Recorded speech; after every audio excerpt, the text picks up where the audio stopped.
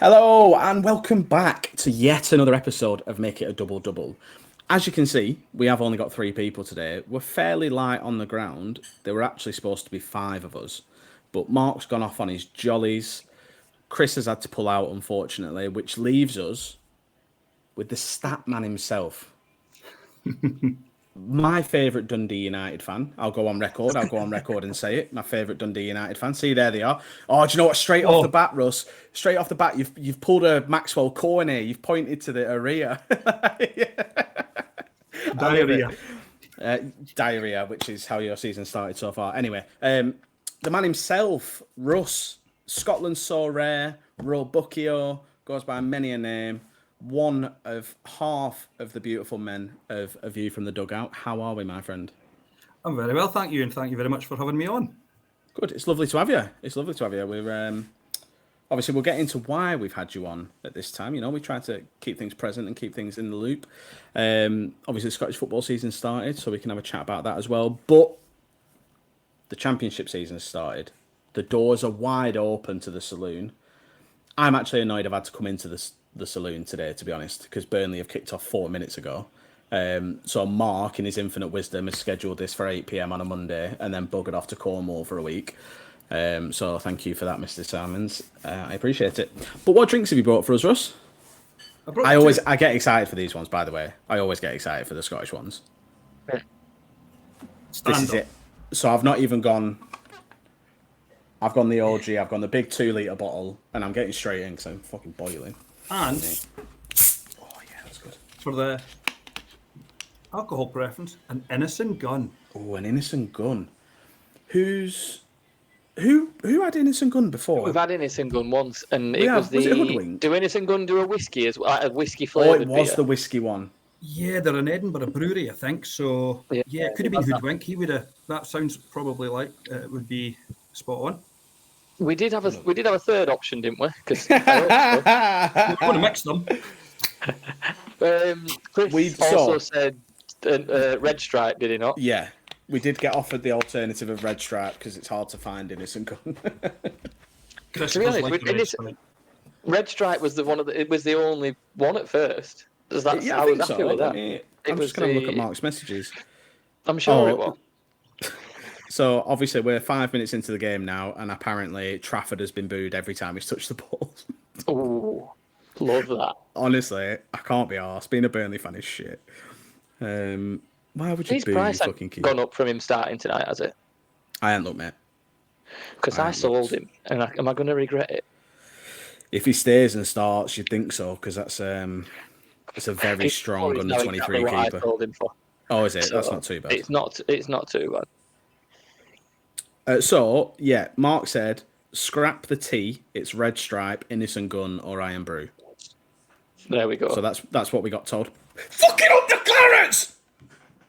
What, have you scored? 6 minutes in, baby. You went that, you shouted that loud, you made no noise. Was it just noise? Yeah. Joshy Brownhill! Joshy Brownhill, what a boy. Up the fucking Clarets, man. The good news about that is, Adam, is that the guy we're against on Rivals, for the RTG account, has gone full Luton with Cullen.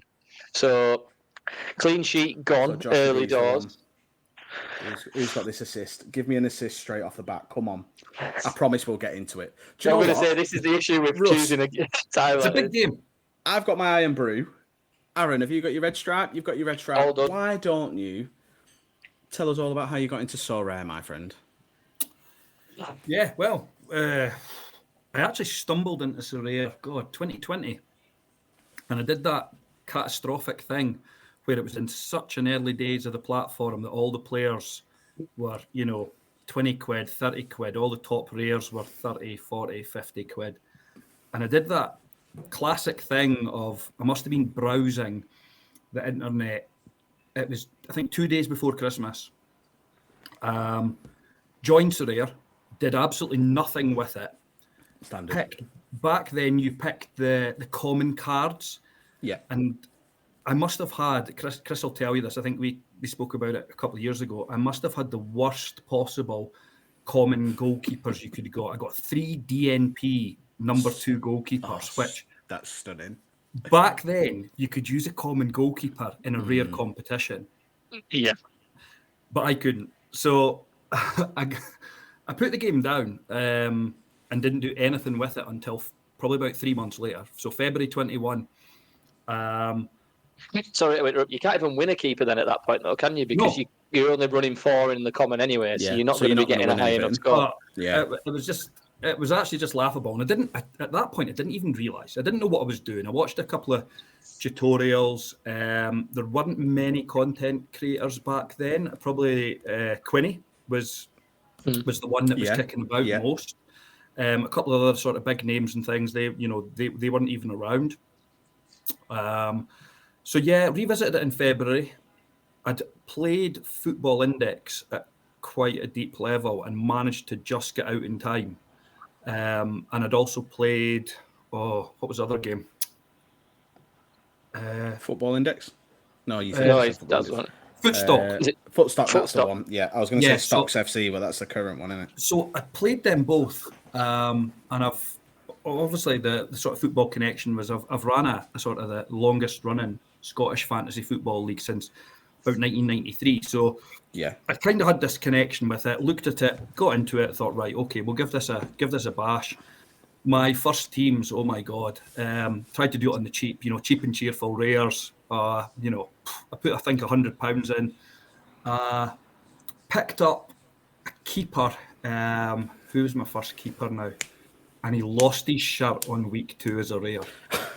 It was like, are you joking me? Are you for real? He played in the Belgian league, and his name's totally escaping me just now. He actually ended up going to Australia in the end. But yeah, he was. Was it not the boy that the So Rare Down Under boys are obsessed with? If it is, I've got him. You've got him, haven't you? Yeah, I had to buy his limited, so let me have a look. If it is him, let me have a look. I think that's the one. Because he was dead expensive, and now you can get him for like 20p or whatever it is. Yeah, I signed whoever it was. I can't even remember. It's that bad a memory that I'd obviously got him, and I got. Was it Danny Vukovic? Yes, it was Danny Vukovic. Yeah. That's him. There's only one Danny Vukovic. Thank Christ. Signed Danny Vukovic. He must have been about, I want to say about 100 quid. Dan Heymans, before he got half decent. I signed a guy called Finn Stockers, played in the Netherlands League. And I think I had Rai J. Moon. So this was at the time that really, before all the cap modes and everything were introduced, it was really, really sort of simplistic. All-star, under 23s, champion. It was just, I don't know, maybe about 6 or 7 competitions. So anyway, played it for about a week. And then I thought, you know what, I just took a very, very quick sort of detour and thought, you know what, I'll maybe just try trading just now. That's what I'd done on Football Index. So very quickly changed the trading method. Didn't win any cards for, I don't know, first 3-4 months of playing. But I was getting quite good at the trading. And I knew a lot about the players in Europe and things. So I was starting to pick up players, buying and selling, making, I don't know, maybe about an honest, maybe 100 to 150 pounds a week over the first 4-6 weeks. A lot of transactions. To be fair. Yeah. So then I realised that, I was watching more tutorials, understanding the game more, and I'd given Chris a shout, and he turned to me, no, I'm not interested. Typical. I probably asked him about, I don't know, 10 times, and eventually he gave in, but he then joined, and we kind of started both playing it. He was trying to do it, he was trying to, do it for like 15 quid or something. Do you know what I mean? Grip it. He's just, Scottish so rare on a budget. But Jesus Christ, he takes the budget. He takes the biscuit and the budget. So, got really into it. I sort of flirted with MLS just because of the timeline of when I was playing. It was coming to the end of the European season. There was no Scottish leagues or anything like that back then. It was Jupiler and Eredivisie, and the Russian league was kicking about back then as well. So, just did quite a bit of trading. Then probably, I don't know, 2 months in, I thought, right, do you know what? I'm going to put a bit of money in this. So I put about $2,000 in total, which was quite a big investment. You had to convince the wife and stuff to get, sort of to go with it. trust me on this, you know. So yeah, I just really got into it. Started like making charts and really going into a complete stato mode on it. Really sad. I fucking love those charts, by the way. The ones that are like always the moving ones. Yeah, stunning. Yeah. Honestly, stunning. Do you know what? I've done them for a while. I haven't actually done any new ones for a while, but yeah, I'll maybe do your cheeky Burnley one, an all-time one. You'd maybe enjoy that. I'm an absolute slut for a moving charts. If you make a Burnley one, I don't know what I'll do. Russ. I'm thinking. The rumor is it could be a naked pod. Apparently, nobody wants that, but I'm down. You can't see it from the waist down anyway. It's all good. To be fair, it would only be top half. So yeah, and also interestingly, I once did an online interview, shirt and tie, and shorts and flip flops. Because you could only see me from top half. There is a picture of it somewhere. I was only like 21. It was very, very good. Didn't get the job. Nothing to do with the attire. I've got a feeling Chris does all our podcasts only with something on the top. Do you know what wouldn't surprise me? Seems like that kind of guy. 100%. The secret nudist. Yeah, quite possibly. So yeah, basically.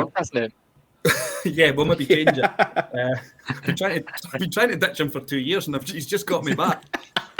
So no, I got really into that first sort of 6 months. Got a couple of friends involved. I toyed with the idea of making YouTube stuff myself. I made a few like early MLS videos and stuff. It was pretty start heavy though and stuff, and yeah, I was kind of struggling for time with it. I kind of committed to it and then didn't have the time, and then kind of made a bit of an arse of the sort of the YouTube channel as such. But what I did do was I got on Facebook and Twitter and started to build up and started to make, like, as I say, these charts and do loads of stat stuff, and yeah, started to get a little bit of a following. Quite enjoyed it. And then with it, I had a couple of, I think I won a card maybe about my first ever card was Ivan Ordets that I won, and I sold him for 500 quid. Centre back, Ukrainian, I think he is. I think he's in the Bundesliga now. I guess. Ivan Ordets at VFL Bochum. Was this his rare? Be about a tenner, if you're lucky. No. His last sale. Oh wait, that's his limited. Where's his rare? His last sale on his rare was £5.58 new season. Bargain. I remember winning that card, and as I say, that was my first ever card win. Yeah. And I remember going, oh my God, I've won a card that's 50 quid.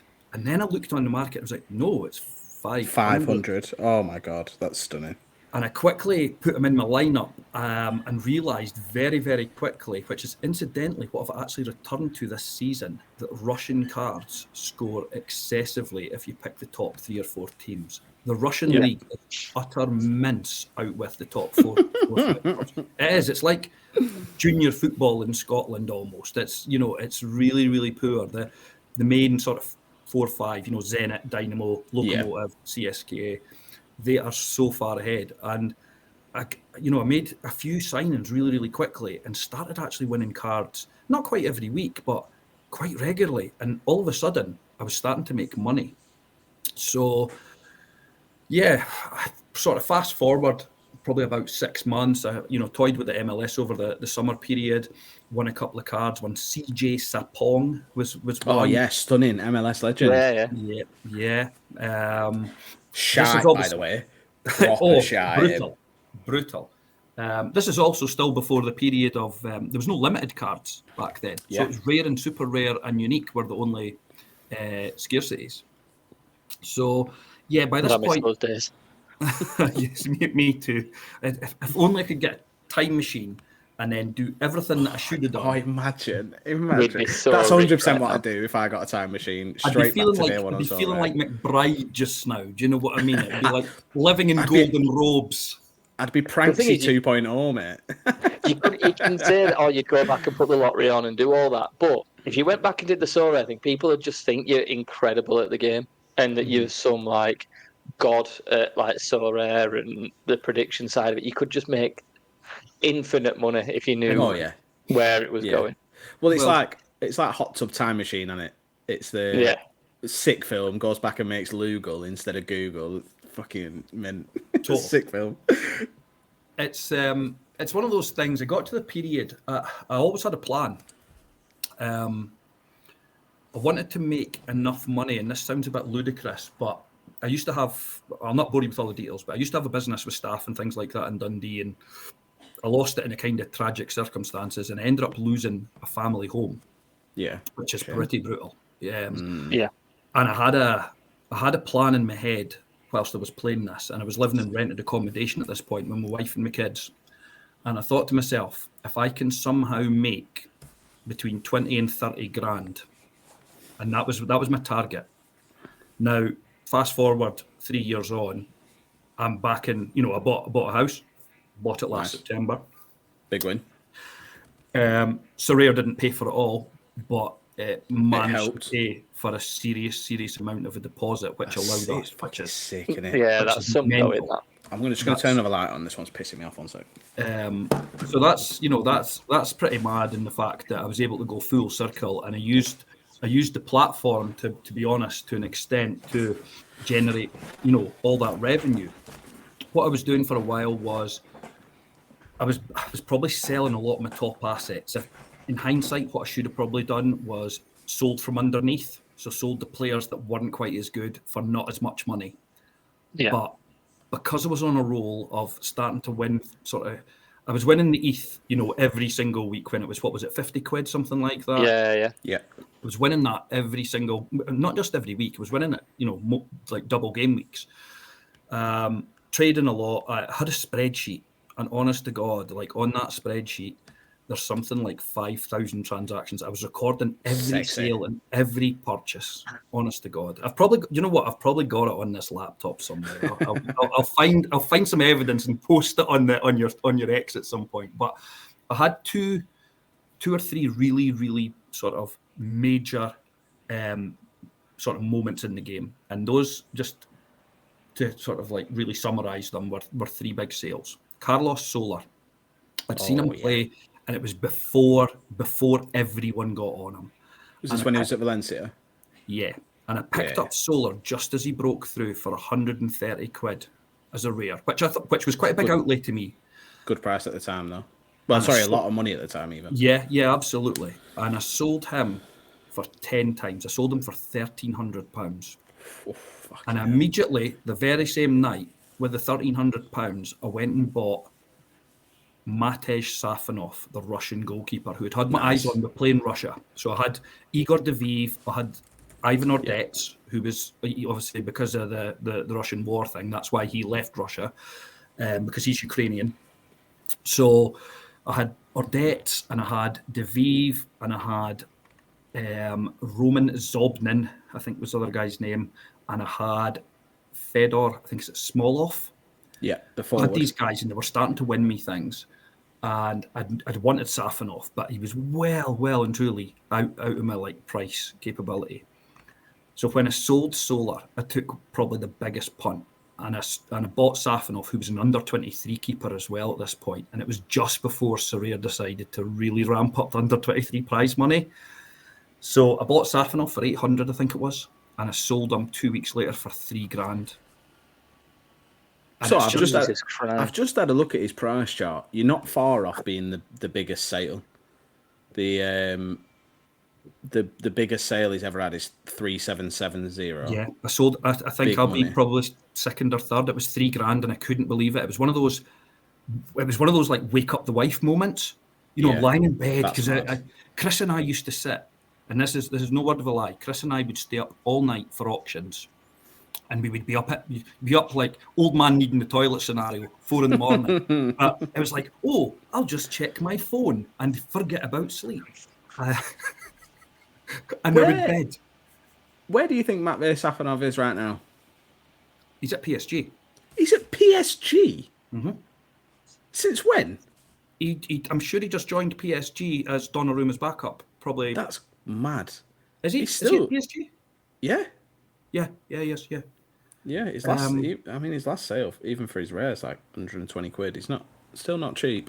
Yeah. Well, that was the catalyst, because when when you're waking up your wife to tell her that you've just sold like a digital Panini card in her eyes for $3,000. That's exactly what they are, though. No, stop dreaming, go back to sleep, and instead you're like, you know what? Oh, I think I'm on a promise now because I've just sold something for $3,000 here. Yeah. Life changed very quickly. So with that, I was able to probably get my third best sale. And this all happened roughly within the space of about 10 days. So from solar selling to buying Safanoff to then basically making about 2,200 on them. I then went and bought Albin Lafont, who was at Nantes. Oh, fucking hell. Yeah. And you know what? I actually watched the game and I was like, holy shit, he's really decent. Yeah, he's a good keeper. And I bought Albin Lafont for, I think it was 950 quid. I totally chanced my arm with somebody. I'm sure it was about 950, maybe 1,000. And then I sold him for, I think, 2 and a bit the same week. And it was just like, holy smoke. I'm like, at this point, I'm pumping the platform on Facebook and on Twitter. I'm getting friends involved. We're setting up retirement plans and pension pots off of this. Like, this is. What do you think? What do you think Lafont's biggest sale is? I think it'll be massive. I don't know. I'm sure I got for a rare, by the way, for his rare. A rare. Is it 3? 4. $4,000. $4,000. Do you know what I got? 2021. At that point, when I sold him, 2022. A lot of guys up in Scotland here that play this fantasy football that have been playing it since sort of like the late 90s and things. This is a real money fantasy football league that we play. That's why it's not seen online. Nice. And it's basically it's like 25 guys go around the table, bid with real money for players. It's English and Scottish leagues, all 4 divisions in English. So you've got to know players for like every single club. Anyway, long story short, I spoke to about 6 or 7 of the guys in this league. They weren't on the platform. Mixture of ages, a couple of guys that are actually now in their 60s, and a couple of guys that are a bit younger than me in their sort of early 40s. Yeah. And a couple joined. A couple are still on the platform. So Mickey Finn, he owns quite a good boozer up here in Broughty Ferry. He came on and he put in serious dough. Do you know what I mean? He was starting to spend like tens of thousands. You could look at his gallery. It's like, oh my God. So he got involved and got really into it. And then my friend Lewis, he was on the platform and he was a serial winner. He had a really, really tight gallery, i.e. not big in number. And he went under the name Spectre.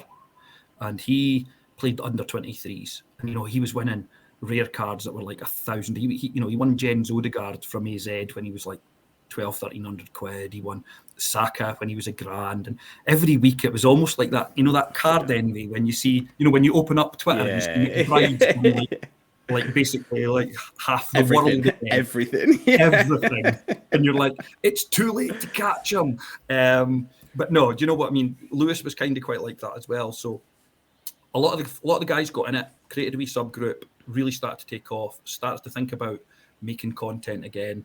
I'd had these major sales, took a lot of cash out, so I was basically effectively paying for free and more. And at this point, I'm looking, and I did used to be able to do this little graph thing on Surreal Data. I don't know if you maybe can still do it or not, but it used to basically just kind of move. It was like a moving chart, and it plotted the value. Sexy. And at one point, my, very modest 2,000 was shown up as $40,000. For my gallery, baby. And I remember posting it on Facebook, and people were thinking, "Is this real money?" And I'm like, "Yeah." So, basically from there, we start to get everybody involved at this point. You're talking like 20, 30 Scottish guys all getting involved, starting to become a bit more community orientated. Starting to meet. Obviously, Adam, you were like obviously you met through Chris and stuff and things, and there was more guys starting to speak quite regularly online and things and stuff. And obviously, at that point, I really felt that the platform was in a really good place. I thought the community at this point was working as one, but in the main, everyone was really positive. It was a money pit for everyone at this point. And that you look at it now, now it's.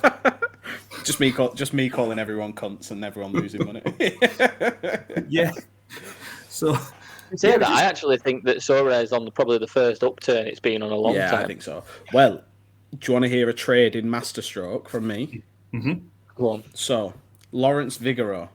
Now, obviously I'm not a Burnley fan. Whoever's told you that has lied to you. I saw this young goalkeeper. I mean, he's only, God, how old is he now? He's only 30. So he's got a long career ahead of him. Didn't play for Burnley. I don't know what they were doing. I'm watching him thinking, fuck me, he's got something about him here. So I picked him up for £5. Definitely wasn't just to complete my Burnley collection. Definitely won't sit there because he completes my Burnley collection. Moved to Swansea, cheapest rare on the market, £67. Oof. Champion. You sold him. Won't sell him. Completes my collection. 12x. 12x. That's it. I'm even 5x on his limited. Fucking hell. Jeez. But also, this is the an extra difference now in challenger Torah lineup for me. I think this is where Sorare now is, but compared to like the stories you've just been saying, Russ, is where profit now at 12x is 50, 60 quid. Yeah. 18 months ago, 12x was 1,500 quid. Like it's just changed so much now. Yeah. It's just bonkers because those people, obviously, that I got on board and the people that I was ultimately selling the story to, here's a platform, it's a money pit. There was a group of about 6 or 7 guys that came on just I think it was November. I want to say it was November 22. And this is where the platform, in my eyes, just started to slide. And Chris often mentions the launching of the Premiership being the main catalyst for what he believes to be the slide. But at this point, these guys had just come on and they were quite unlucky. Just in the fact that they joined the platform and it just started to dip, and it was dipping every day from this point. And I think that's where now I look at it and do I promote the platform an awful lot? Being honest and friends, not really. If someone asks about it, I'll talk about it, but I'm not actively promoting the platform like on the personal Facebook in the way that I was. I probably do promote it, I reckon, as much in person, but more of like now, like this is perfect time because everyone's fucking banging on about the FPL teams, and I'm like, why would you play FPL when you can play a game where you might not be able to win like the fucking thousands you were winning before, but you can win money with such a minimal outlay and still have use for it. Like if you fucking hell, what was the one we were taking a piss out of last year? Some fella who won it was like basically a JD bag and a box of elastic bands or something that he won for being manager of the month. Like he won a mug and a stress ball. But if you're the manager of the week on Sorare because you've got first place, you're winning a star card that's going to be worth hundreds, if not thousands. Yeah, exactly. It just becomes one of those things, I think, the FPL, and don't get me wrong, obviously, fantastic that there's something so generic that's obviously got so many people for 2 weeks in August playing it. But it's like everything else. You fall 150 points behind in the first month. And then you just don't give a shit about it anymore, and you just put it down, and then you just look, and then you maybe look again in October and go, "Oh my god, I'm 500 points behind." Oh, I'll use my wild card chip. I'll maybe reclaw it back, and then you don't, and it's like, and you just put it down, and that's it till the next season. And genuinely, I think with FPL, the only interest that anyone has in it, and I other than content creators or maybe your top 100 every year. The only reason people play it is because the private leagues have set up with cash. Yeah, agreed. Yeah. That is the only reason. Do you want to know what I've done the last 4 years on FPL? Put my team out, put 3 Burnley players in, and captain Dwight McNeil, and left it all year. That's it. Do you want to know who my captain is this year? Dwight McNeil. Do you want to know who else I've got in there? James Tarkowski. James Tarkowski. Muric. Do you know what? I've actually not got Muric in. Ben Mee. I've not got Ben Mee in either because ex-Burnley players. I don't think I've got one other ex-Burnley player. Gascoigne. As if you remember that Gascoigne played for Burnley. He played like 4 games. Graham Alexander. The greatest penalty taker of all time, by the way. 100%. You'll never be able to convince me otherwise. What a man. I can't think of any other Burnley players, to be honest, mate. Ian Matson. Yeah, I was kind of having the fear. I thought Adam's going to test the start and come. I think he was going to pit me and Chris against each other. Name 10 Scottish players that have played for Burnley or something. I'm sitting racking my brains at tea time, going right. Ross Wallace. Ross Wallace, Stephen Fletcher, Phil Bardsley. Hold on a minute. Have we started Tenable or something? Graham Alexander. Stephen Thompson. Who? Stephen Thompson. Yes. So other than Robbie Blake, my favourite player of all time for Burnley. Yeah. I love him. He scored in the semi-final of the playoffs against Reading. He obviously couldn't be arsed running and just whacked it, and it were a stunner. And then people had videos with him. The players got the train back up to Burnley, and he was just on the train, just playing his little guitar, just chilling. What a fucking boy! What a boy! There was another one. He was at United. He was also at Dundee. Kevin McDonald. Yeah, Kevin McDonald, legend. Do you know the story about Kevin McDonald? Not the Burnley story. So it made him a Burnley legend, and he's got a lifelong membership at a club in Burnley because of this story. So our first season in the Premier League, I don't think we were relegated at this point. We were close. Owen Coyle had fucked off to Bolton. We were in free fall. Things were not going well. Man City at home, and this was when they just started getting the money. So they had like Tevez, Bellamy was still there, Adebayor, fucking stunning team. We were 5-0 down at half time. Tevez had scored 2, Bellamy had scored 2, Adebayor was like ridiculous. We were getting. I genuinely don't think we touched the ball other than kick-off. Kev Mack fucked off at half time. Went at 110 Club, which is down the road, and just got pissed. He was playing. He hadn't been subbed. Just fucked off at half time and went for a pint. That's legendary, isn't it? And he's got a lifetime membership to the 110 Club as a result. Has Chris Ebelumo got membership? Because he played for me as well, didn't he? He's fucking rubbish. Always was as well. Shit. Imagine having to suffer him in a Scotland strip. Yeah, we had to. Oh, well, I kind of suffer whenever you see anyone in a Scotland strip, to be honest. But it was for Scotland that he got the worst miss of all time, wasn't it? It was indeed, yeah. Against Norway? Missed from 2 yards out. Yeah, bad that. Real bad. Aaron? Yeah? I've just thought, I can't believe it's taken me 32 minutes to speak about this. What top have you got on there? Well, I know where you're going with this.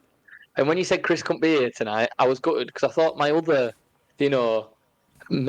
guest of the pod sat at the top of the league in his division would have wanted to wear. Are they not? Oh, well, Celtic. Well, no, Celtic have won. Yeah. Yeah, I'm going to say they were, though, before. I thought it was a nice gesture. But, this is the Huddersfield Town top, mate. Not the new season, because I haven't been to an home game yet. That'll be on Saturday. I feel like I've heard of Huddersfield Town recently. Why would I have heard of Huddersfield Town recently? Well, they played at the weekend and won 2-0, and they sat at the top of the Championship. Not the Championship, League One. I was going to say, fucking hell, that's not why I've heard him. We used to be in the Championship. That's why we're half decent now. We sat top of League One, mate, after one game. Wow. Who did you play? Peterborough. Well, yeah, famous contenders as well, mate. That's a good win, that. You've got Michael Haley here, don't you? We do, mate. Yeah, I don't know how we've kept him. He's... when we do when we've got these 25 Scottish guys that are picking the players, as I say, we didn't actually use the Scottish League until about 2012. We used to just use the English 4 divisions. Yeah. And the reason that we did it is there's a football Bible. It's a book. It's called it used to be called the Rothmans Yearbook, and in it there's like every club, and you open it up. It's big, huge. It's like a doorstop. You can get to the the adult shelves in the garage off by standing on it or whatever. It's a huge book. And this book we discovered in the 90s had all the positions. It had like a little D behind the player, or a little M, or a little F. And that's what we basically classified all our players from. And there wasn't a Scottish equivalent. Scottish football was like still 10 years behind or whatever. And we hadn't learned to read or write or publish or anything like that at that point. So I was going to say, you wouldn't have been able to send each other letters to do your Premier League. We had electricity and we had electricity and water and wind, and that was about it. So we just that's the way we communicated. That growling and grunting. Bottle caps. Yeah, smoke signal, stuff like that. But yeah, and one of the things was that this group of 20 odd guys have just got this. Fucking come on! Is it 2-0 up now, isn't he? Is it just gone 2-0? Wilson fucking Audimer! How is he playing in the Championship? How is he playing in the Championship? It doesn't make sense. My mates just texted me and said, "Congrats on promotion." Looking good. How does Wilson Odobert play in the Championship? It doesn't make sense. Oh, he's not got any rare cards up for sale. And Michael Connor Hewitt Roberts should be with the playing in the assist as well. Championship because he's good. Oh, fucking hell. I can't believe Wilson Odobert plays in the Championship. Sorry, Russ. So, that was yeah, very sorry, we were on about the book. Yeah. So the book basically you start learning all these random players, even as obviously a Dundee United fan, and all of a sudden, I'm sitting here, preparing for this auction in August, in July there, just past, and obviously Huddersfield having gone down, I'm looking at there and going, do you know what? Ooh, I think you signed Anthony Evans from Bristol Rovers, didn't you?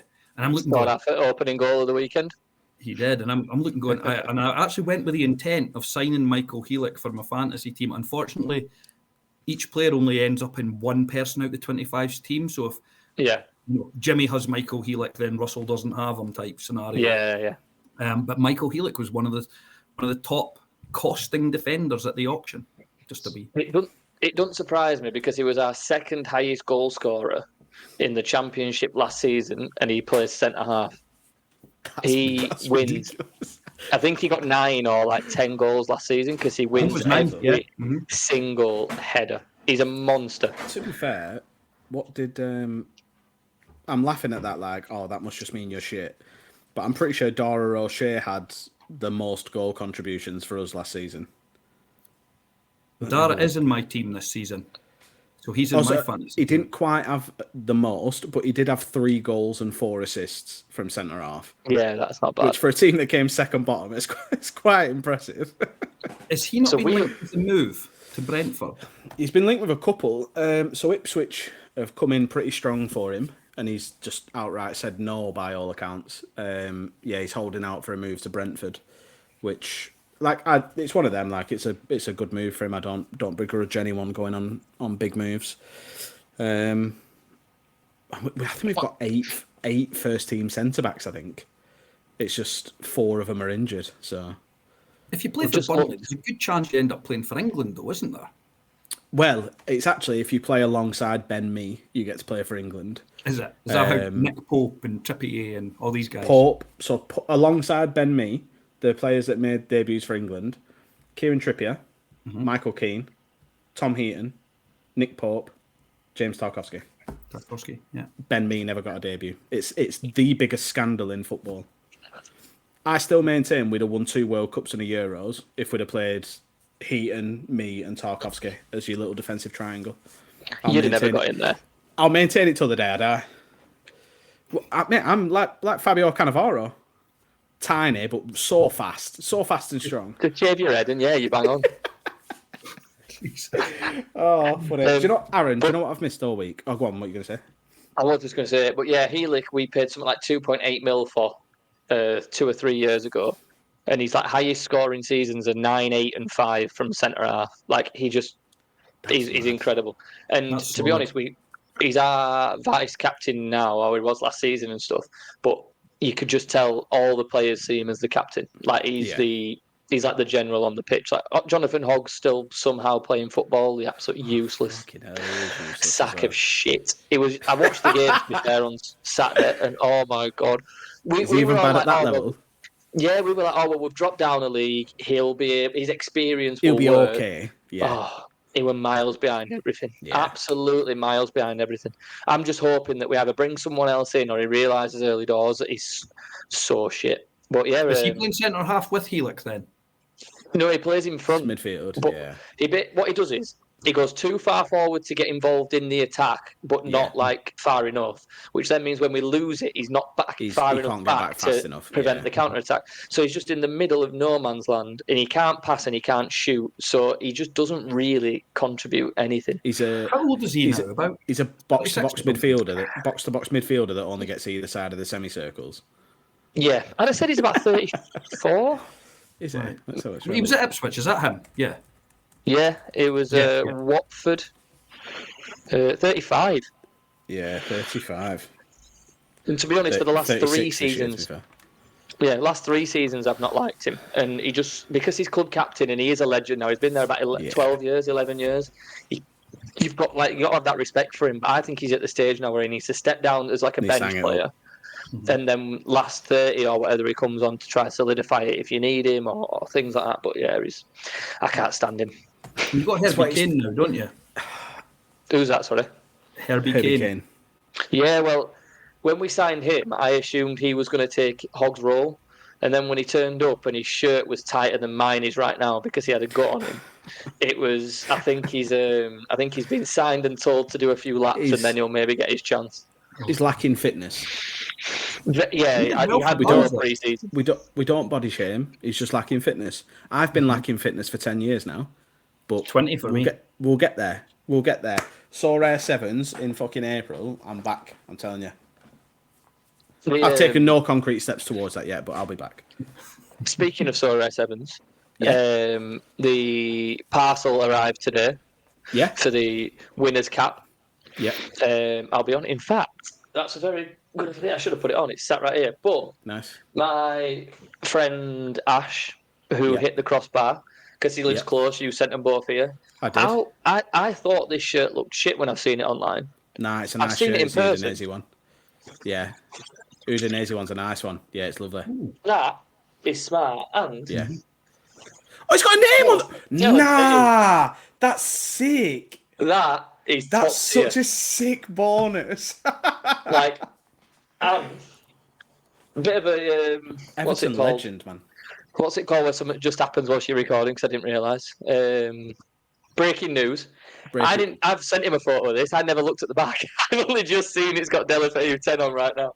So I'm gonna send him a photo quickly just because I remember watching him play for Everton. He was electric, that boy.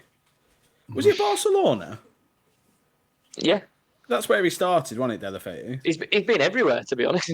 Everton and Watford. Everton, yeah, well, yeah. So obviously he's gone from Watford to Udinese because they all do. They also have Watford not signed like 3 players this summer that have immediately been loaned out to Udinese. Oh, probably. They've definitely got one. It's fucking weird that. I don't know how it's allowed to happen. Yeah, they've got. It shouldn't be allowed. Tikovic, who's come from Udinese. Just having a look. So they've had a couple go other way as well. Buggers. Little bloody buggers. Yeah, they got Rocco Vata from Celtic as well. Yeah. On the development. I don't think it's a bad thing having like a feeder club / No, you can all for it. And stuff. All for it. I just think the way, because like I think you see it with City. I don't see a problem with the way that City operate with theirs. They loan like Savio. They signed Savio, sent him straight off to Girona. He had the fucking season of his life. Came back and he'll probably play for City this year. It's good business. No, that's Savio's mental story, mate. Oh, is Savio the dodgy one? Because Savio's did he the not one sign that for went Troyes? He signed for Troyes, was then loaned to Girona, never played a game for Troyes, then signed for City for like whatever fee because they're owned by them as well. So as soon as I started talking, I was like, "No, I'll fuck this one because that is dodgy." As he's the dodgy one. Yeah.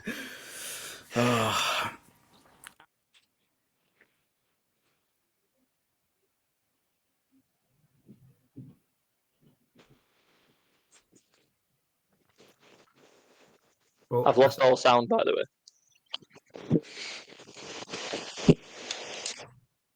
I've just got Adam doing. Oh, we're back. There we go. No, I can't. Adam, you've got no sound. Yeah, you've gone, mate. It's because I fucking muted myself like a dumb cunt. What a dumb cunt. I took my headset off. Do you think you lost that out? And then I came back and I couldn't hear a thing.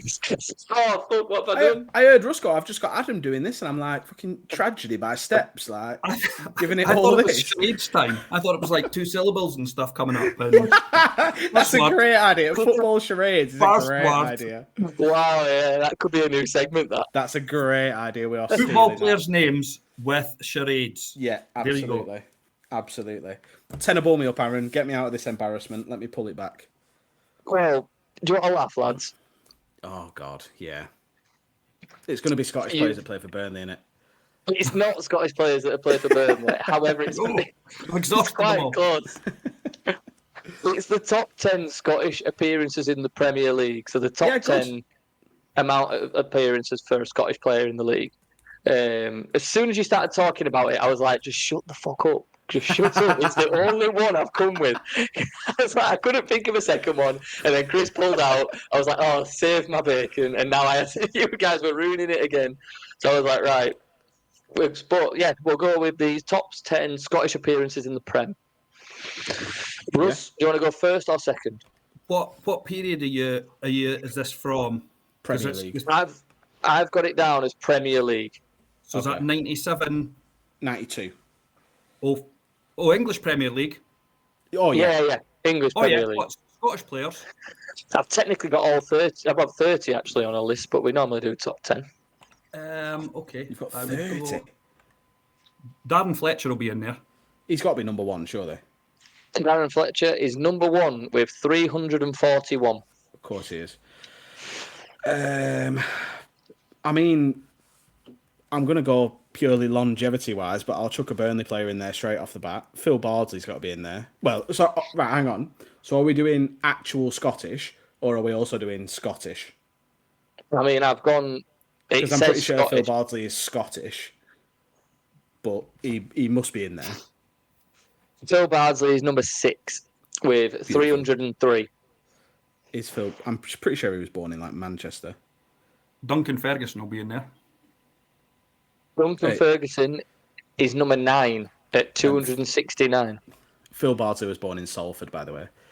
But he played for Scotland, classed himself as Scottish. Oh yeah, absolutely. And he knocked out Wayne Rooney, so he's definitely not English. Is it? It must be Gary McAllister. Gary McAllister is number 2 at 325. That's a lot of games in it, bloody hell. Especially for a Scottish player. I'm allowed to say that I'm half Scottish. Oh, see, why would you go with the Blackburn boy? Dominic Matteo? Is he also ex-Leeds as well? Yeah. He is. He's what a double scum of a player. My mate used to live like opposite. My mate used to live near him. He used to see him walking his dog all the time. Yes, he is number 7. 276. I'm going to go for... I think... again, I'm not sure if it's a Scottish one. He might not have been able to play on broken strings, but he did pull the strings in West Brom's midfield. James Morrison. That's James a fucking Morrison. Great reference, by the way. Yeah, it's a very good reference. Number 5 and 311 appearances. We're going strong. I'll go Gordon Strachan. Gordon Strachan is not on the list. Ooh, too early. Now, let me see if his name pops up on here. He's not even in the top 30. Really? Well, according to my list. I'm going to go with one that I think I've gotten the right way around. I think there's McCarthy and MacArthur. And I'll say James MacArthur. Very well done. Number 3. 3 appearances. Excellent. Nice. So we've had 1, 2, 3, 5, 6, 7, and 9. So what have we got left? 4, 8, and 10. 4, 8, and 10. What about Kevin Gallagher? Kevin Gallagher is not on the list. He is, let me work this out because he's on this one. 2, 4, 6, 8, 10, 12, 14, 16, 17th. What's the fucking keeper called? Now, I'm going to give you one clue on that, Adam. There's only one no, keeper I don't on need the list. it. Yeah, I don't need it. It's the Wimbledon boy. Neil Sullivan. Number 10, 247. So that, I believe, is that 2 lives gone for Russ? Oh. No, I think... Oh, yeah, Strachan Yeah. Strachan and Gallagher. Oh, no. So there is 2 left, number 4 and number 8. Have you got any more in your mind? Literally, the only other one that I can think could be anywhere near is David Weir, but I don't think he'll be top 10. See, as a modern day footballer, there's an obvious one you're missing. An obvious one. Andy Robertson. Oh, And Andy Robertson is number 8. is it? And to be honest, he's number 8 already. 275 is done. Fucking hell, fair play.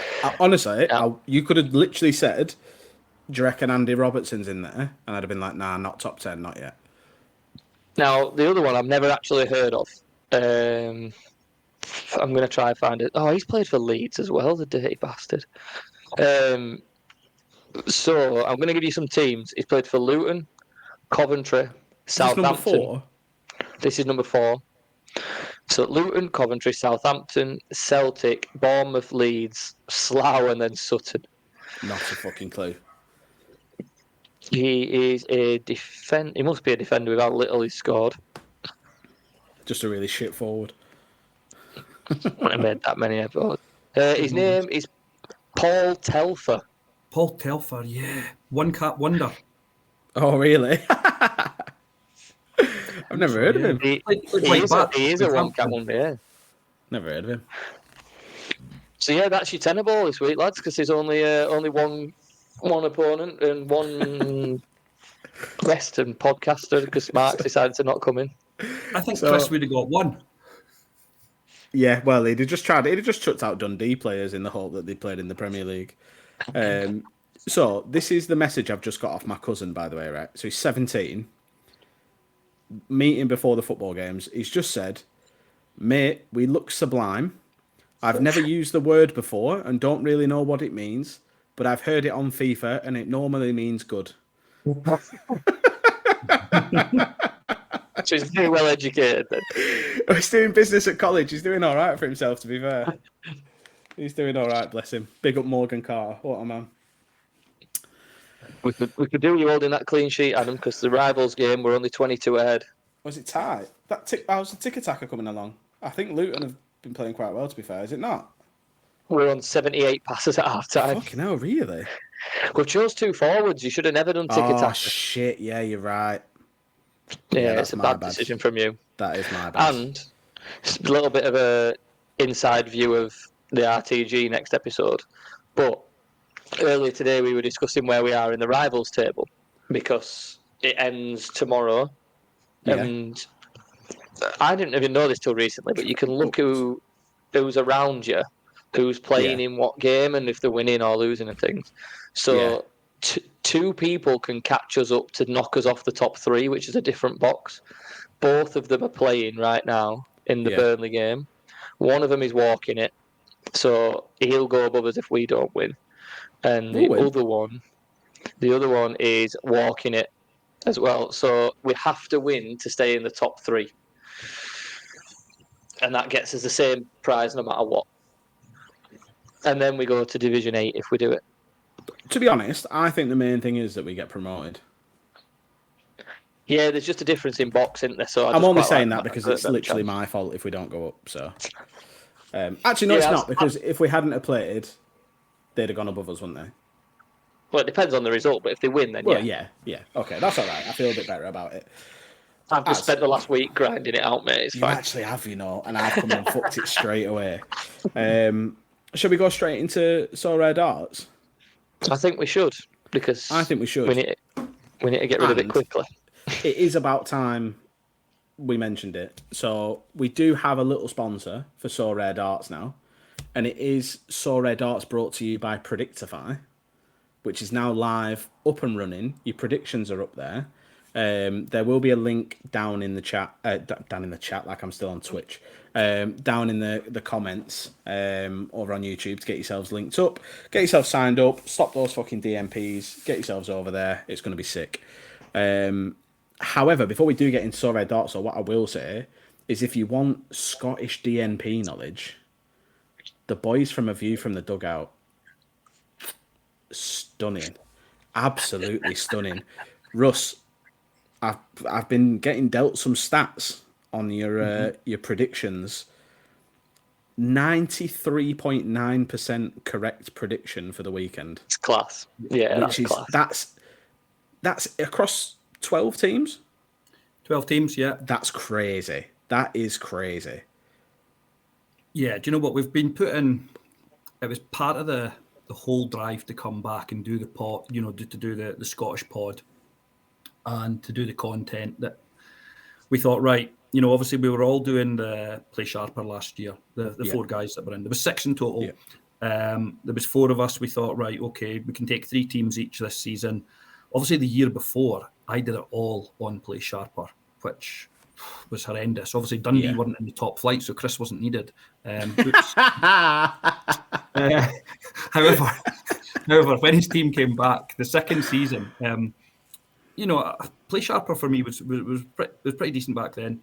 It was a good source, and obviously it covered multiple leagues. I will add, we did get paid. We got fully paid for all our contributions and stuff, which was good. I was able to distribute the money when we got paid at the end of this season to all the guys, which was great. However, we did look and think there was maybe a little bit of a gap in the market. I know the Celtic guys have got Celtic covered and their season ticket holders. They're at all the games and stuff. Yeah, but for sure. We did kind of look and think maybe everybody else, though. Yeah, everybody else. So I think we ran at about 96% over the course of the whole season last year. Crazy accurate. That's mad. We genuinely, honestly, try and put as much work in as possible into reading, local press articles, following the local journalists. Obviously, just every source possible. And then I'm a season ticket holder at United now, which I think it does help because for sure. It's not always just about points and SofaScore ratings and Sorare and Opta ratings and things. I think if you actually watch the game, I think against Dundee, and it doesn't reflect this genuinely on the latest Sorare scorings, but Ross Graham was the best defender by a country mile. He won almost everything against Simon Murray.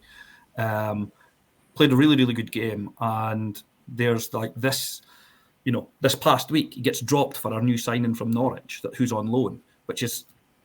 Weird. That's ludicrous, and weird. Yeah, it's a strange one. But yeah, it's a lot of work, and we're enjoying doing it. Speaking of top defenders, I was looking for what's his face, Paul McGinn. Where's he now? Motherwell, captain. Yeah, she's fine, thanks, pal.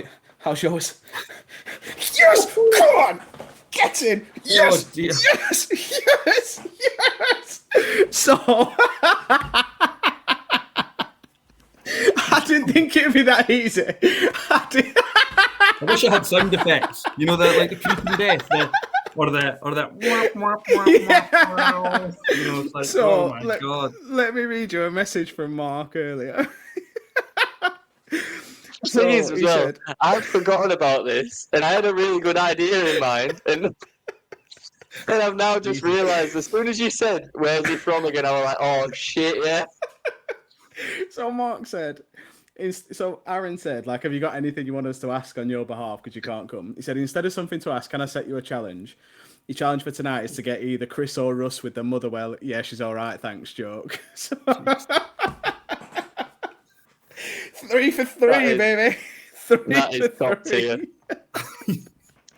You're really happy with that, aren't you? Yeah, because I even just checked that he was still at Motherwell because he was the only player I could think of. Edit all the rest out and just do this 10 seconds and you'll be class. Okay. I'm absolutely made up with that. Oh, you know what we need to do? We need to start making a little compilation of every single one. We're going to have to start making a compilation, Oh, fucking hell. Do you know what, actually? Before I forget, because I've been meaning to shout this out as well, there's 2 shout-outs about lineups that we need to give this week. One is for Andy Smith, a boy from our chat. He saw the Road to Glory episode. If you haven't seen it, go and watch it. It will be at the end of the video. He gave us a shout and said, Atsuki Ito is off to Belgium and isn't going to play. Get him changed. So we changed him, and I don't think he played. I haven't checked. But shout out, legend. And then, obviously, with the, not scrapping, but the loss of Play Sharper, there's a couple of things popped up. Predictify, Sorare Inside. But if you need championship DNP information, Sorare EFL, Lewis, and Sorare Canary, George, the knowledge those boys have, or even the connections that they have, across 24 teams this weekend, they had 90.3%. If you just go off cards that have got mints, because obviously in the EFL you do have players who don't have cards, 93.6% across 125 players, 90.3% across 264 players. On an opening weekend as well, which is exactly when hard, everything's up in the air. Everything's all over the place. Yeah, exactly. So big shout out to those boys, especially George. Your hat's on the way. I love you. Which Ito was it again that we were Atsuki, using? I think. Because not just because I'm looking, but was he challenger or contender? He'd have been contender because he's J League. Oh yeah, we changed him for Douglas Santos, didn't we? Yeah, he DMP'd, by the way. Yeah. Oh, it's good. We finished. I mean, we'll go through these obviously when we record because we're potentially doing it tomorrow. I think save night, it. We'll talk about it tomorrow. Yeah. I think save it. We'll talk about it tomorrow. I think straight into the darts. I've got a good feeling, Aaron. I've got a good feeling about it. I've got a really good feeling about it. You know there's no point in having a good feeling about Arsenal on darts. We are absolutely useless at this game. A game that we came up with. You came up with. Right, Don't try and palm it off on us. Is this where you hammer me because I don't know the rules? Yeah, probably. No, neither do we. We are to really, be really bad. We know the rules and we're shit. So easy way to break it down is you pick 3 players, any position, any league, anyone you want. Yeah, no. They have to play Friday, Saturday, or Sunday in the upcoming weekend, preferably before 8 p.m. because that's when we normally record. Your aim is to get to 180 points. Obviously, the highest score you can get with 3 darts. If you go over, it's bust. It doesn't matter whether it's by 1 point or 100, you are bust. Anything under is a valid score. So this weekend, we went with Mertens. Is it Sierne? How do you say it for the guy? I think it's Cherney, isn't it? Is it Cherney? And Kiergaard. Cherney. The boy from Salzburg again. We had a 53.8, a 74.7. Oh, lovely. And an 84.3. Oh, shit. 212.8. Bust by 30 points. Lovely. Yeah, bust by a long way. Do you know we've not bust for so long either? Yeah, I'll take it. Oh, hey. Family show. Fucking hell. And Harry was on the same page as us. He went Diogo Costa, 65.1. Oh, what a good start that is. Bates got a 78.8. Simsia, I think that's how you pronounce it. Simsia got an 86.1, 230.02. Fuck me. So none of us did well. Bust by a very long way. Yep. Love to see it. Didn't perform well in the slightest. So it can only get better. Things now can only get better. Banger. Adam, should we give Russ a couple more minutes while we decide ours? Because we picked Mark's 2. Not here. Exactly. And then I think we pick 2, and then we try and pick a player that Mark would have picked. Okay. What do you think to that? Can I put my option for Mark? Yeah, any position, Russ. Players any position, any cap, anything. Okay. Go for it. Well, seeing as though the Prem's back. Yeah. A highlight of the podcast in the past was a certain centre-half pronunciation from Mark. Beautiful. Do we go for Joaquim? As Mark's pick? As Mark's pick, yeah. I think Joaquim Anderson will perform very well. I'm even just going to spell it Joaquim, as in physically Joaquim Anderson, just because I know it is. Stunning. I think I might stick to Prem, just because it's back. Oh, no. What? No, I'm not. I'm not going to. Why? Because La Liga's also back. Oh, okay. Yeah. Do it. You've got to do it. Which means Issy Palazon is finally playing football. Issy Palazon's back. So he's also scored the other day against Wolves in a 1-0 win. Nice. Big that. So yeah, we'll go Joaquim, Palazon, and whoever you pick. I'm torn. All this week.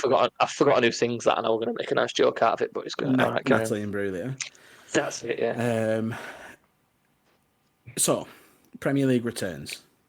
which means it's the return of the star boy. Dwight McNeil continues to play football, the single greatest living footballer of all time. However, Burnley are at home to Cardiff. Yeah. Do I go for current star boy, Luca Cogliaccio, or do I go for my all-time star boy, Dwight McNeil? I'm going to stay loyal to the only other man I've ever had on a phone case, and I'm going to say Dwight McNeil. That's fine. I like that 3. Yes, I like that 3. Also, my So Rare weekend next weekend relies entirely on Dwight McNeil. He's my captain in 3 separate lineups. I tried that with Van der Berg and he did his ACL or whatever it was. So. Oh fuck! Maybe I'll change it. Russ. Yeah, Russ. Have you got any idea? Have we got 3 players? Yeah, I think so. First up, Sven Mishnens, AZ Alkmaar. Oh yeah, nice, my boy. I ain't gonna spell that. Mijnans. That's it. Second up, I'm going to go Rob Schuffs, Mechelen. Oh, yes. Bob Scoofs. He's a man of my own heart. He is one sexy mofo, isn't he? He is. And third, I think I'll pull somebody maybe from the Prem. Okay. Here we go. I'm excited.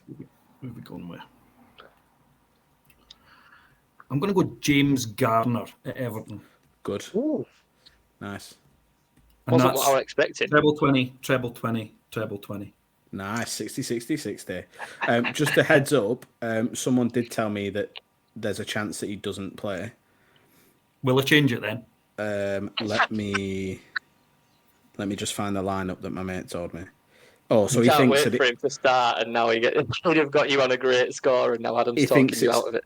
So he told me it's a toss-up, 50-50, between Garner and I'm never going to pronounce his name in a million years. The boy they signed from Aston Villa, the Irugbugnoam or whatever he's called. Right. Okay, I'll change it. I'm going to go Idrissa Gana Gueye. No, I'm going to go. I should really pick a Scottish player, shouldn't I? I think so. Let's go for then Mishnens, Schuffs, McGinn. Which McGinn?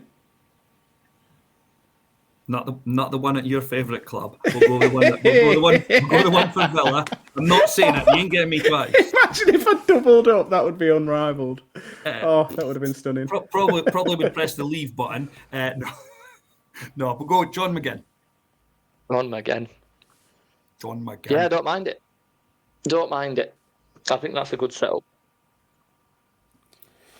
Who the fuck is Zach Nelson? You up? Oh, I didn't know what you were. I thought you were watching Burnley for a second. Oh no, sorry, no, I'm not. Oh, someone's just made a save. Sorry, I know I've been very preoccupied today. I'm just. Who the fuck is Zach Nelson? Oh, I can't trust anything you say now. I don't dare say anything as in you've tried to set me up for a joke. No, he's come through Luton's academy by all accounts.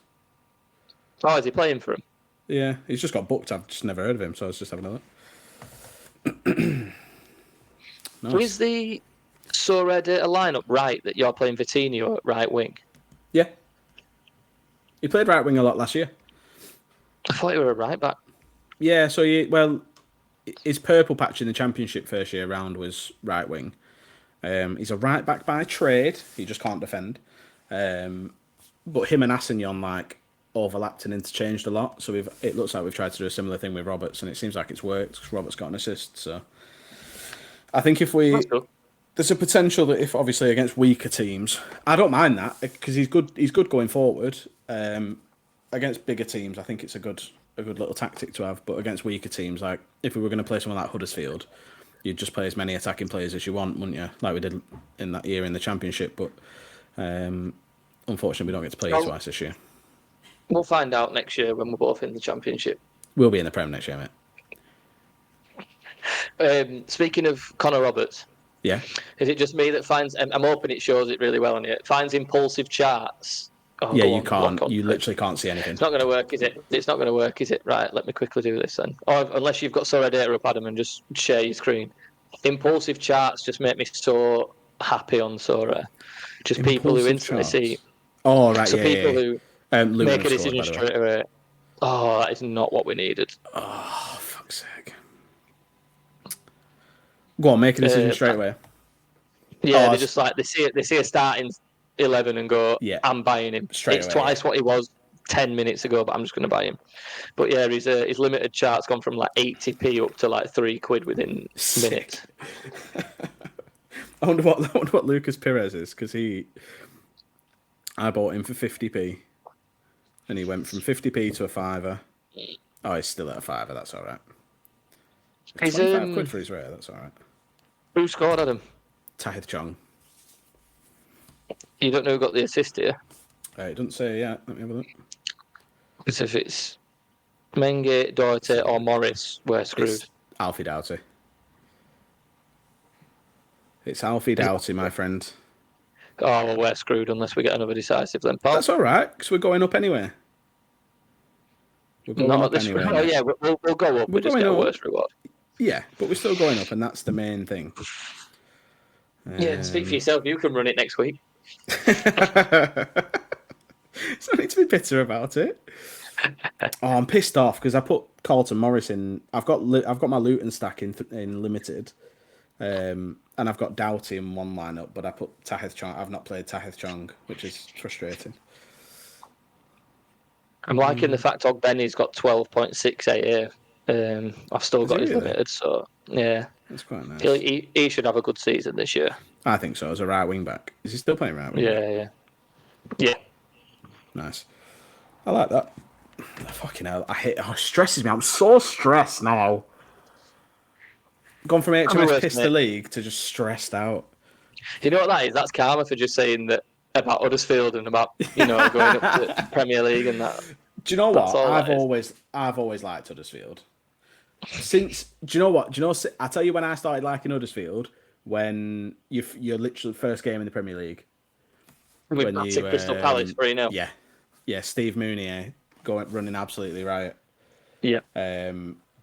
What a time to be alive, because that was the week that we beat Chelsea at Stamford Bridge, and we thought we were going to be top of the league, and we weren't. You were. Yeah, I've still got screenshots of that. Don't worry. Does the roof still repair? Where? Huddersfield. Is it what? Were you not putting a retractable roof or something on your stadium at Huddersfield? You've not got a roof. No, John Smith. We can barely afford lights. Never mind a roof. That's what I'm thinking here in Scotland. All of a sudden, look, somebody switched the daylight off. What's going on? I need a floodlight. Stunning. Yeah, look at that. 2 points behind. Floodlights are on. Burnley are going to get a third, so it's all right. Scotland. There we go. You love to see it, mate. Well, Russ, let's talk about it to finish off. The return of A View from the Dugout. Mm-hmm. How's it feel to be back? Do you know what? It was. It's great to be back. I think we had about a 14, 15 month break. Yeah. I think both Chris has obviously got two really young kids. And he's obviously got a 19 or 20-year-old son as well. But obviously, with his sort of latest partner, he's got two young kids and things. And I know he does struggle for time and things. I know he posts a lot of content during the day because he's obviously a bus driver and things. And he'd been at me for quite a while to kind of come back. It's always been the platform's been 50-50 from day one. Joint ownership. He loves doing the intros and things like that. He gets excited about doing all these things and trying to make, I'm joined by a man who's, classic. Every week he tries to come up with something witty, but yeah, we spoke about it, and what I did say was that I think we spoke about it last October, and we didn't come back last season at all. The pod was off, 15 months, something like that. Something like that, yeah. We had quite a lot of people messaging us, genuinely. There was quite a lot on Twitter. We weren't active, both of us aren't active in the main Surveyor Discord, so lots of people still message us sort of directly. You know how it is, obviously, where you guys doing the pod and stuff and things, that just Twitter, people slide into your DMs all the time. Oh, no, mate, nobody messages us. No? No, they didn't. No, we did. This is a plea. It's all Aaron. The Twitter is all Aaron, to be fair. Yeah, this is a public appeal to get people. Please DM us, please. Please do hear us. Yeah, no, we looked at it, and like in truth, we kind of put off coming back, and we actually got to the point we thought, are we actually even going to bother? And then obviously all four of us were doing the predictions last year, and we set up a little private chat, and I think for a period of time, and this is just my honest take on it, I did feel that the community was a little bit fragmented, and there was a lot of people, like, being honest, jostling for position and jostling for superiority within the, I'm the Surveyor Gospel type sort of content creator. I try and I love data, and I love figures and stats and facts and all that shit. Do you know what I mean? So that's the stuff that floats my boat. So I follow a lot of people, and I probably don't follow some people I should follow. And then there's other people that, follow me, and there's other people that don't follow me that maybe should, and vice versa and stuff. And I did feel that the community was a little bit fragmented, but I think it was based on, gallery values dropping. People maybe actually genuinely that put in money a little bit later than, maybe the early adopters, starting to feel as though they were losing money, or they hadn't got money out of the platform. And I think that changed the mood, certainly on Twitter, quite a bit. So I kind of stepped back. I used to be Scotland Surveyor, and I kind of felt as though I was almost tied to the brand as such. And some of my content's not football. I was a darts agent, a professional PDC darts agent for a few years, around about 2010, and I still follow darts and boxing and snooker and things. And I just toyed with the idea. I thought, you know what, I'm just going to be me. I'm not going to be like Scotland Surveyor and try and be something. I thought, you know what, I've just got this shitty 90s Brazilian striker nickname, Roebuckio, Romario, Bebeto, Roebuckio, it all rolls off the tongue. Stunning. Yeah, absolutely. So I thought, you know what, it's one of those things. I thought, right, I'll just go back to just kind of being me, doing my content. And then Chris again came to me and said, right, let's do the predictions, let's do this. He's obviously very, very active on Twitter, and I'm not. I'm the opposite.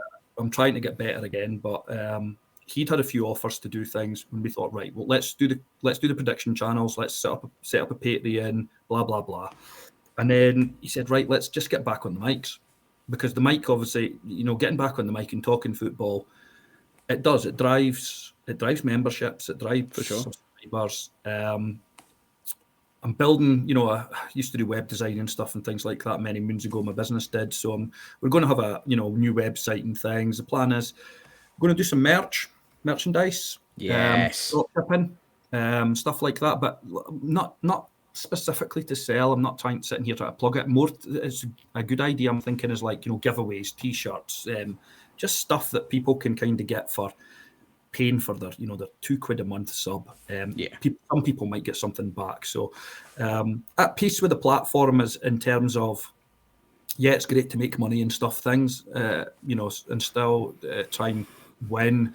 I'm kind of, I set out my stall for the season with Chris, and Chris obviously plays the J League and he plays the Scottish League. I thought I had my plan set, and I've completely ripped up my entire plans after this weekend, honest to God. And I've thought, right, no, I've gone completely back to drawing board. I've got about 90% of my galleries up for sale right now. So yeah, just enjoying being kind of part of it. I'm a wee bit guilty, if I'm being completely honest with you guys. I'm a wee bit guilty from having taken a back seat, not communicating with loads and loads of guys that I probably should have over the last sort of 6 to 9 months. But we're moving house and, busy job and things like that. I didn't probably have the time to dedicate it to give it a good effort. Whereas now, in a position, pretty settled, got loads and loads of stuff and content and things like that to make and share and stuff. And, being honest, 6 months ago, I would have turned something like this down. I wouldn't have felt that, I'd probably be able to give you a decent contribution and, probably put my sort of like full effort into it. So yeah, things kind of moved on and stuff. So that's good. Sick. With the Twitter side of it, I'm actually quite similar, because I've been playing this coming up to 3 years, about 2.5 years, up to 3 years, and I've been on Twitter ever since I started playing the game. And maybe about 6 to 9 months ago, I just thought it was an awful space to be a part of. Yeah. Everyone argued, everything was negative. Every tweet that saw Reddit that was a positive thing was just bombarded with negatives, and I just got so bored of it. And then, so I just not came off Twitter. I was still looking through it and things, but I weren't posting out and things like that. But I just think since the start of maybe the Euros, a little bit as they've teased what's coming up and the new rivals, and the negativity seems to have died down. The early access cards seem to have been well received, and the things that they're doing at the moment seem to be bringing people round. And I've started now posting what my lineups are going to be again, or my results and things, and they're being met with good responses, and rather than being like, well, what's the point of posting your lineup, you're not going to win anything, blah blah. I do think it's all it used to be, though. Yeah, it literally used to just be people mourning. And to be honest, there's a few people that I've blocked, and I never used to use the block feature on Twitter. I used to just think I'll just ignore them. But when you see it, it still gets to you. So I've started blocking a lot more people, and yeah, the social side of it is improving. But I think that also depends on what customer base that So Red try and target. Yeah, for sure. I think the moment they targeted FIFA and FPL, they got a lot of young impulsive kids involved that thought they were going to. That's one way of putting it. Yeah, little cunts. I'd have said massive cunts, but each. Well, no, I meant because they're just children. And I just think that it brought in people that expected instant cash or instant rewards and instant profit. And anyone who's played for years, yes, you'd be disappointed at what's happened with prices maybe and gallery values, but you can accept it because you play for the love of the game. Yeah. The people that turned up and lose money within 4 weeks just moan and complain and assume that they were going to be rich from it. So I do think that's dying down a lot. There's a lot of people within the community, like you said, your Quinnies, your Harrys, and yourselves, and we try to do it as well. Mark posts quite a bit on there and that, and there's a lot more people who are positive on it now, which I think is gaining a good like me, outlook of the game again. No, I blocked you as well, mate. So, but no, I just think it's getting better. It is getting better. Yeah, for sure. It went for a very, very bad phase, and it's just and most people who have been before that and through that can see the difference now than what it was like 9 to 12 months ago. Do you know what it's like? It's almost like the bereavement process, isn't it? It's like you go through all the different stages. There's like absolute distraught, and then there's like anger, and then there's like envy, and then all these different things. And then now I agree with you. I think we're now almost at the acceptance of the platform for what it is now. Yeah, I think so. Roughly. And I think realistically, it's where it should have been. Like, it was mental that you had limited keepers that were 200, 300 quid. Like, insane. Like, that's not feasible for anyone to come and join the platform. It's not entry level, is it? No, not at all. I like where it's at. Like, I think the prizes are good in terms of like the value. Obviously, it's hard to win, but it should be hard to win. Like, nobody should be pissing prizes every week unless you've got a fucking ridiculous gallery or a Celtic stat. But a lot of the time, I think that what happened was when Limiteds came out, everyone looked at what happened with Rares when the user base picked up and went, they're just going to keep going. They're just going to keep going and going and going. So then it got to a peak and people were buying, like you say, Limiteds for thousands, not even hundreds, Limiteds for thousands of pounds. Who was the Japanese lad in Belgium? Oh, what was his fucking name? The one that went to France? I can't remember. But he had... The one went to like Stade Rennais, something like that, didn't they? I'm sure he's still... Oh, you're on about Ito? Yeah. Junior Ito. It's not the one I'm thinking of. Let me see if I can find him. Talk amongst yourselves. But I do with the limited cards. I think a lot of people. I mean, I did it. I spent hundreds on cards and high amounts on people and stuff that are worth pennies now. And I think a lot of people looked at it like Rares were they were going to do the same as Rares without looking at the longevity of. There's up to 1,000 of these per player. They're going to be doing them season after season after season. Surely a limited keeper's not going to retain a £300-400 value if there's 6,000 of them on the market. It were never going to be like realistic. At least with Rares, even 100 a year isn't a lot if you're improving your user base and you've got different competitions and you're in season, your classic and things. They can retain a value. The limited side of it was just people being a bit naive to what it was going to be like in 12 months' time. And I fell for it. I'm not arguing about what other people did. I fell for it. Oh no, big I time. fell for some as well. Like I've said that there was one point where I paid 250 quid for Murich's limited card. Oh my God. Like when he moved to Burnley, and then I could have sold him at one point for 300 quid after his first couple of games, because he was still under 23 at that point. And then that's when you had your first proper limited crash, and I got out quite early. I think I sold him for 180 quid, and then 2 months later it was like 90 quid. Like, yeah. And one thing that happens with this platform is once one starts panic selling, they all start panic selling. Yeah, for sure. And if someone lists one for 100, there's one for 98 within minutes. If someone lists for 98, there's one for 96, and there's one for 90. It just keeps going and going and going. The amount of times I've done it for 80. Yeah. And then all of a sudden, someone goes stupid and lists it for half. And Santonio, what's he called? Satonio, that's him. And you'll see all of a sudden he's picked it up because it's 50 quid. He lists it at 65 and someone else buys it because it was so cheap for the first time round. And it's just panic selling is crazy to me. I don't think I've ever done it. Even with Dissart the other week. I bought Julian Dissart and within minutes he was rumoured to Saudi. And I thought it was interesting that with the Dessart stuff, I know Twitter's like a bit of an echo chamber and stuff, but I saw as many people picking him up as panic selling him, which I thought was dead interesting. Exactly. If he stays, or even worth a fortune. He's probably only going to go to Saudi for a year. And then he signed for like 3, but if he hates it, I'm hoping he comes back. Don't they? I'm praying by January he thinks I hate it over here. I want to go back. Yeah, big change of culture. I'll keep him. Yeah, I'll keep him. I mean, it happened with Rodak. I held Rodak for 18 months. Never got a game out of him, and now he's got to Qatar or Saudi, or whichever one it is. Yeah, proper stink of that. He's level 20. I paid like 100 odd quid for him, thinking he'll go in January because he was rumoured to all these championship clubs. Well, we were supposed to be after him.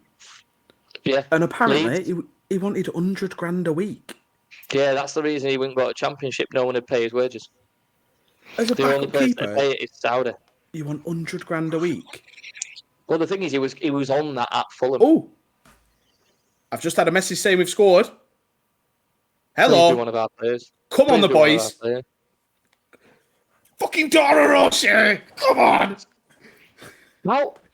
How have we scored, got a decisive, and still losing by 5 when his keeper's now got a negative decisive? Lucas Pires with another assist as well. Oh, shit, they're bed. That's massive, that. What a fucking massive goal that is. Oh, shit, I might win something. I might actually win a reward. Fucking hell. What's it? Can you still win rewards on So Rare? I need 21 points, and it's not added O'Shea's thing on yet. Oh, I might just creep a tier 5, you know. Yeah, there it is. It's just... Wow, we're actually going to lose, by the way, when we've got a full Burnley stack and they're winning 3-1. That is mental. That is absolutely mental. All because it's my fault with the tick-attacker. Yeah, I know. I'm sorry. Because he's on his 18 duels, which is so he's got 20 points more on that, and we're 5 points behind. Yeah, I'm sorry. It's my fault. It's my fault. I'm currently on for a tier 4 though, so I don't care. That'd be my first ever rare card, by the way, if I win that in a rare competition, because I did come top 5 in Cap 270. Big up Corinthians, up the boys. Anything for either of you two to discuss before we skedaddle for the night and I finally go and have something to eat? No, I'm all good. No? Not that I can think of, other than maybe I don't know, I'll speak to Chris and maybe think, what about maybe a wee cross podcast challenge of some sort? 2-on-2 tag team. Oh, a little 2-on-2. Tag. Yeah, pretend Mark doesn't exist. I love that. Yeah. I love that so much. I'll rack my brains and we'll Sounds think good of to something. Me. And Sounds good to me. Maybe Chris will be available next time. Yeah, we'll come up maybe in a better position. We'll do a little comp between us. We love Chris. Yeah, sounds good to me. Well, thanks very much for having me on, guys. Thanks for coming, mate. Where can people find you? Where can people find you, Russ? Easiest way, just Roebuckio Sport on Twitter or X, whatever you want to call it. There'll be a link to both of your Twitters in the YouTube video below, as well as the Patreon for the podcast. It's been nice to have you on, mate. I feel like it's been a long time coming. I'm going to go and try and catch the last 10 minutes of this game because HMS Piss the League has officially left the port. And it's about time we started picking up some wins, I think.